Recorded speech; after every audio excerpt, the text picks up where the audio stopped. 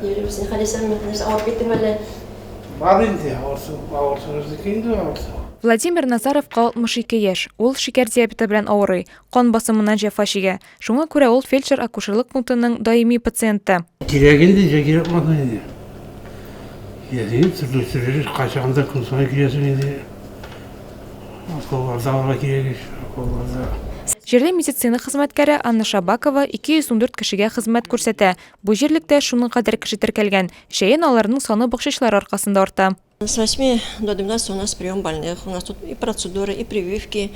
После обеда у нас уже, например, мы ходим по домам, по дворам. ФАП җирлек советы бинасында 2001 елдан бирле урнашкан. Шул ук елда биредә зур булмаган ремонт ясалган. Тикшерегән агач тәрәзәләр белән бинада һәрвакыт салкын. Шуңа күрә заманча блок модельле ФАП төзелеше яхшы яңалык булды. Я увидела такие ФАПы, вот, например, в Конях, в Пимерях, там все удобства создано.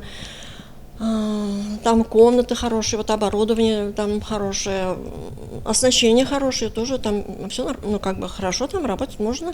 Яңа объектны төзү эшләре яз ахырында башланырга тиеш. Сейчас по госпрограмме будет строиться новый модульный ФАП в центре Коваля, где будет людям гораздо удобнее и ближе приходить, чем сюда, потому что мы здесь уже на окраине, людям, бабушкам особенно тяжело ходить.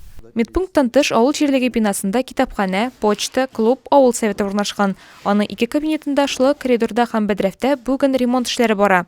Отсюда со входа начинается ремонт, двери уже привезли, будут устанавливать, стены, коридоры выровняли, кабинет один выровняли, туалет уже выровняли, пол залили в туалете, будут выкладывать плитку, готовят стены теперь под покраску в коридоре и в кабинете и начинают уже собирать потолок навесной.